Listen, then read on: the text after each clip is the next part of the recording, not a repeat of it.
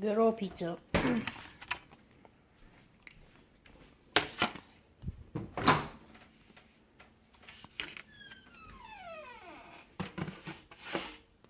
Put that in for 30 seconds.